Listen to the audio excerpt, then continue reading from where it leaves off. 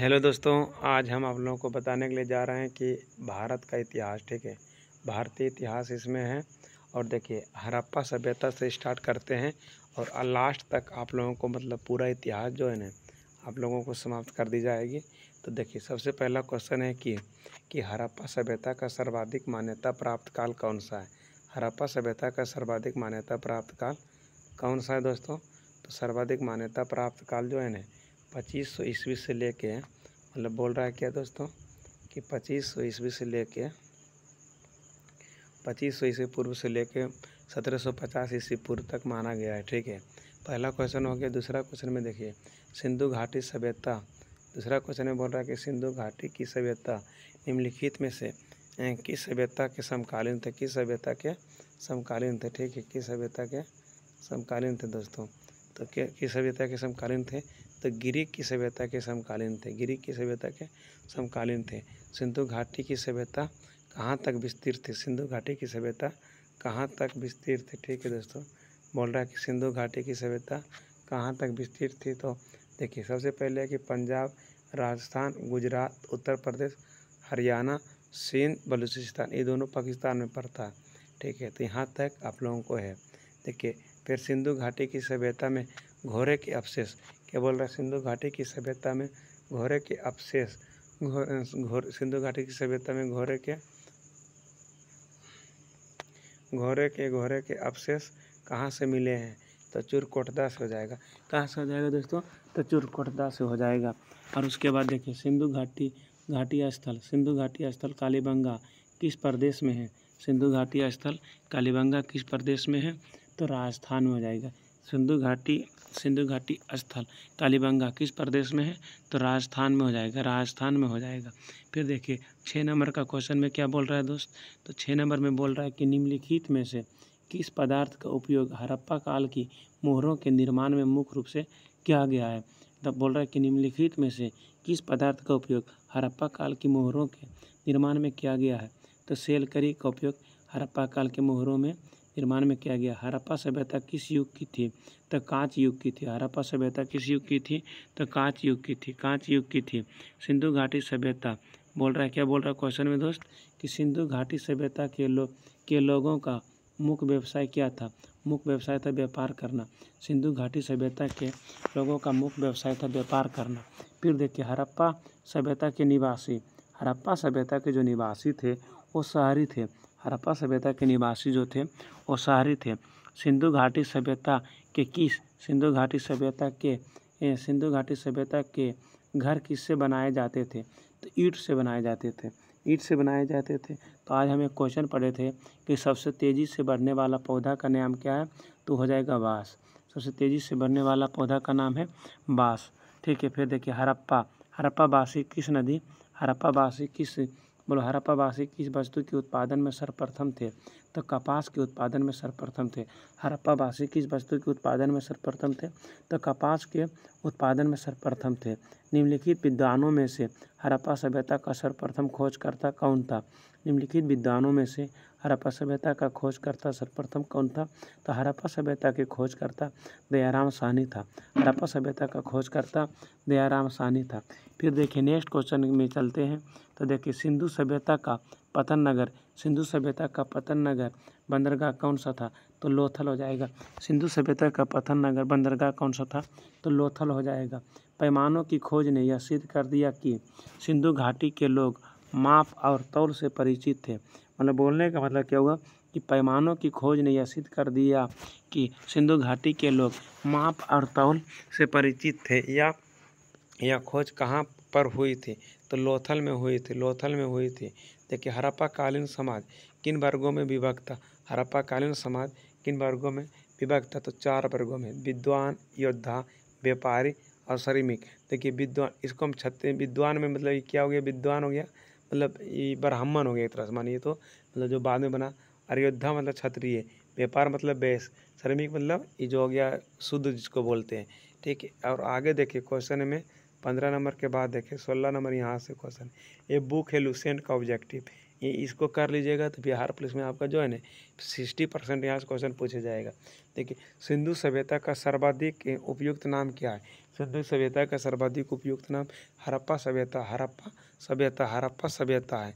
फिर next question देखिए कि निम्नलिखित में से कौन सा, कि बोल रहे नेक्स्ट क्वेश्चन में, निम्नलिखित में से कौन सा या कौन से लक्षण सिंधु सभ्यता के लोगों का सही चित्रण करता है? तो सिंधु सभ्यता के लोगों को सही चित्रण करता है तो ये हो जाएगा, देखिए, ये देवियों और देवताओं दोनों की पूजा करते थे। ये बात सही हो जाएगा, ये बात सही हो जाएगा। फिर देखिए नेक्स्ट क्वेश्चन में है कि हड़प्पा सभ्यता की खोज किस वर्ष हुई थी? हड़प्पा सभ्यता की खोज किस वर्ष हुई थी? तो 1921 ईस्वी में हड़प्पा सभ्यता की खोज हुई थी। हड़प्पा सभ्यता के बारे में कौन सी युक्ति है, कौन सी युक्ति सही है? तो उन्होंने पशुपति, क्या बोल रहा है कि वो हड़प्पा सभ्यता के बारे में कौन सी युक्ति सही है? उन्होंने पशुपति का सम्मान करना आरंभ किया। उन्होंने पशुपति का सम्मान करना आरंभ किया, ये बात सही है, ठीक है। उसके बाद देखिए नेक्स्ट क्वेश्चन में बोल रहा है कि हड़प्पा के लोगों की सामाजिक पद्धति, हड़प्पा के लोगों को सामाजिक पद्धति तो उचित क्षमतावादी हो जाएगा। सिंधु का नकलिस्तान या बाघ हड़प्पा सभ्यता के किस पुरास्थल को कहा गया है? तो मोहनजोदड़ो को। हड़प्पा सभ्यता के संपूर्ण क्षेत्र का आकार किस प्रकार का था? हड़प्पा सभ्यता के संपूर्ण क्षेत्र का आकार किस प्रकार का था? त्रिभुजाकार का था। फिर देखिए नेक्स्ट क्वेश्चन में क्या बोल रहा है कि खंड 1 को खंड बी से मिलाना है। तो देखिए हड़प्पा स्थल जो है ना रावी नदी के किनारे अवस्थित है। हड़प्पा स्थल जो है रावी नदी के किनारे स्थित है। मोहनजोदड़ो है सिंधु नदी के किनारे। मोहनजोदड़ो तो हो जाएगा सिंधु नदी। लोथल आपका हो जाएगा बोगवा नदी। कालीबंगा हो जाएगा घग्गर नदी। फिर देखिए हड़प्पा सभ्यता के अंतर्गत हल से जोते गए खेत का साक्ष्य कहाँ मिला है? तो कालीबंगा में मिला है। सैंधव सभ्यता की ईंटों का अलंकरण किस स्थान से मिला है? तो कालीबंगा से मिला है। मोहनजोदड़ो कहाँ स्थित है? तो मोहनजोदड़ो जो है ना सिंध में स्थित है। फिर देखिए सिंधु सभ्यता में वृहत स्नानागार पाया गया है मोहनजोदड़ो में। फिर देखिए नेक्स्ट क्वेश्चन में यहाँ आते हैं, सिंधु सभ्यता की मुद्रा किस देवता के समतुल्य चित्रांकन मिलता है? तो आदि शिव की। निम्नलिखित में से कौन सा हड़प्पा कालीन स्थल गुजरात में था? तो लोथल हो जाएगा। फिर देखिए मोहनजोदड़ो का स्थानीय नाम क्या है? मोहनजोदड़ो का स्थानीय नाम मृतकों का टीला है। फिर देखिए नेक्स्ट क्वेश्चन में हो जाएगा हड़प्पा सभ्यता का प्रचलित नाम क्या है? हड़प्पा सभ्यता का प्रचलित नाम सिंधु घाटी की सभ्यता। हड़प्पा सभ्यता के प्रचलित नाम सिंधु घाटी की सभ्यता। सैंधव स्थलों के उत्खनन से प्राप्त मोहरों पर निम्नलिखित में से किस पशु का सर्वाधिक उत्कीर्ण हुआ है? बैल का हो जाएगा। फिर देखिए सिंधु घाटी सभ्यता जानी जाती है अपने नगर नियोजन के लिए। सिंधु घाटी सभ्यता जानी जाती है अपने नगर नियोजन के लिए। सिंधु सभ्यता का कौन सा स्थान भारत में? भारत में तो लोथल हो जाएगा। क्या हो जाएगा? लोथल हो जाएगा, ठीक, लोथल हो जाएगा। फिर देखिए भारत में खोजा गया सबसे पहला पुराना शहर तो हड़प्पा हो जाएगा। भारत में चांदी की उपलब्धता के प्राचीनतम साक्ष्य मिलते हैं तो हड़प्पा संस्कृत में। सिंधु सभ्यता के बारे में कौन सा कथन असत्य है? तो देखिए भले सत्य की बात करना है। नगरों में नालियों की सुदृढ़ व्यवस्था थी, ये बात सही है। व्यापार और वाणिज्य उन्नत दशा में था, ये बात सही है। मात्र देवी की उपासना की जाती थी, ये बात सही है। लेकिन डी नंबर जो गलत है कि बोल रहा है कि लोग लोहे से परिचित थे। तो सिंधु सभ्यता में किस चीज़ से परिचित नहीं थे? तो वो लोहा हो जाएगा। ये बार क्वेश्चन पूछा जाता है।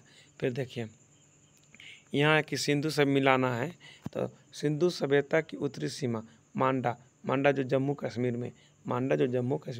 सिंधु सभ्यता की दक्षिणी सीमा देमाबाद जो महाराष्ट्र में पड़ता है। देमापातनी दक्षिणी महाराष्ट्र, जो तमिलनाडु की मतलब महाराष्ट्र तमिलनाडु इधर पड़ता है। सिंधु सभ्यता की पूर्वी सीमा आलमगीरपुर उत्तर प्रदेश। सिंधु सभ्यता की पश्चिमी सीमा चित्तौड़गढ़ बलूचिस्तान जो बोले पाकिस्तान का एक अंग अभी भी है। तो उसके बाद देखिए मांडा किस नदी के किनारे स्थित है दोस्त?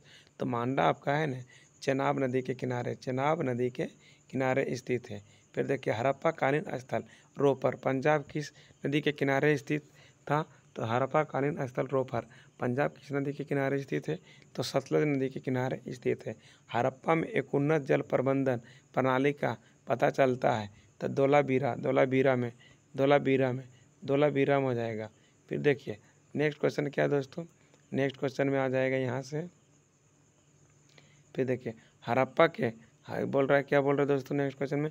हड़प्पा के मिट्टी के बर्तनों पर सामान्यतः किस रंग का उपयोग हुआ था? तो लाल रंग का उपयोग। सिंधु सभ्यता के निम्नलिखित में से किस युग में पड़ता है? सिंधु सभ्यता निम्नलिखित में से किस युग में पड़ता है? तो आदि ऐतिहासिक काल युग में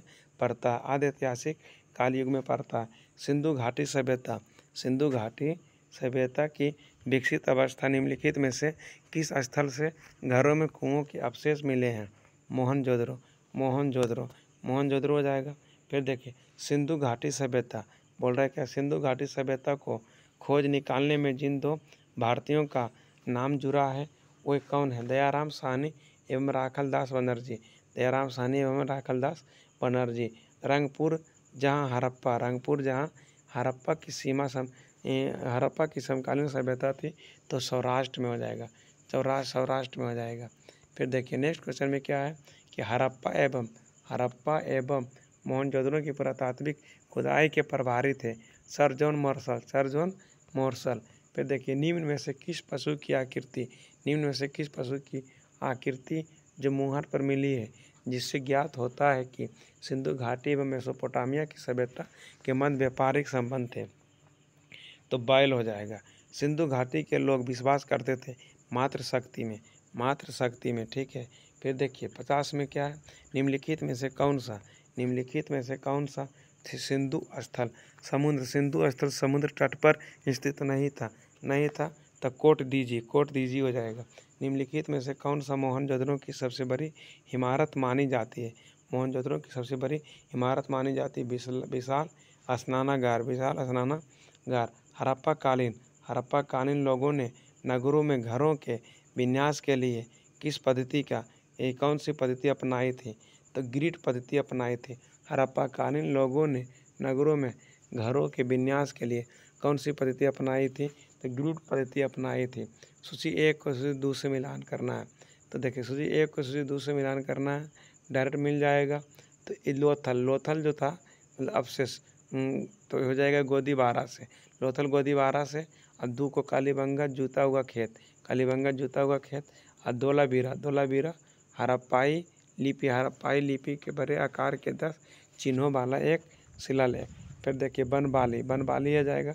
पक्की मीट की बनी हुई हल की प्रकृति। फिर देखिए आगे क्वेश्चन है दोस्तों, इसमें बहुत सारा क्वेश्चन है, इसमें 75 क्वेश्चन। फिर देखिए निम्नलिखित में से क्या बोल रहा है कि निम्नलिखित पशुओं में से किस एक का हड़प्पा सभ्यता में पाई मुहरों और टेराकोटा कलाकृतियों में निरूपण अंकन नहीं हुआ है? तो शेर में नहीं हुआ।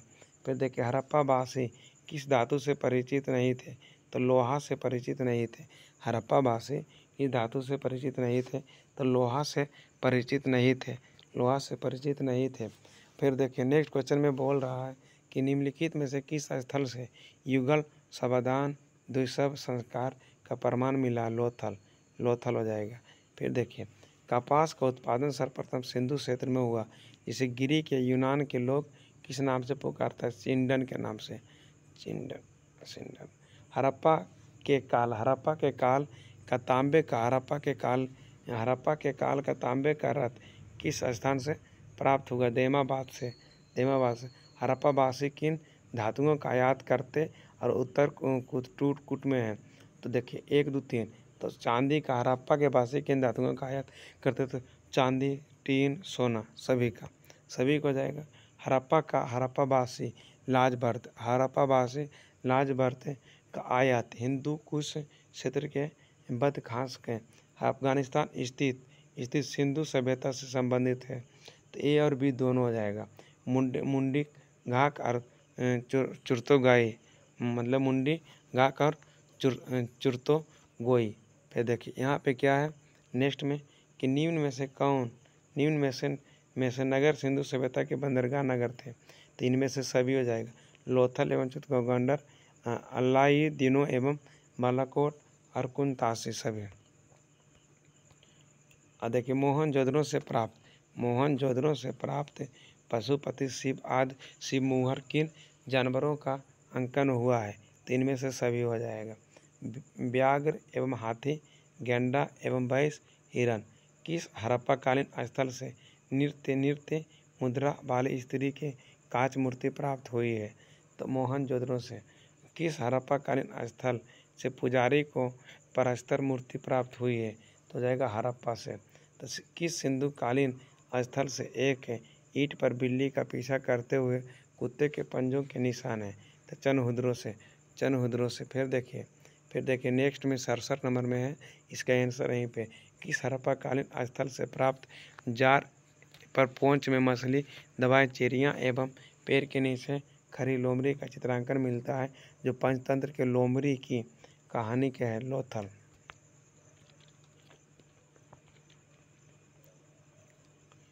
देखिए स्वतंत्रता में सबसे भारत यानी आज़ादी के समय भारत में सबसे अधिक संख्या में हड़प्पा युगीन स्थलों की खोज गुजरात में हुआ था।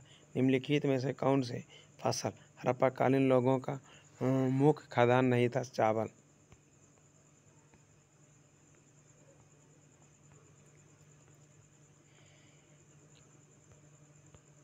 फिर देखिए मिलान करना है। 1 को 3 मांडा जो है जम्मू कश्मीर में है। फिर 2 को 4 से दयामाबाद महाराष्ट्र में है। फिर 3 को 1 से सी को 1 से राजस्थान में, कालीबंगा राजस्थान, राखीगढ़ी हरियाणा में।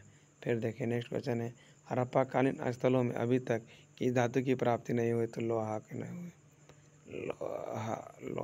नहीं हुआ। फिर देखिए किस पशु के अवशेष सिंधु घाटी सभ्यता में प्राप्त नहीं है। तो नहीं है तो शेर का अवशेष प्राप्त नहीं है।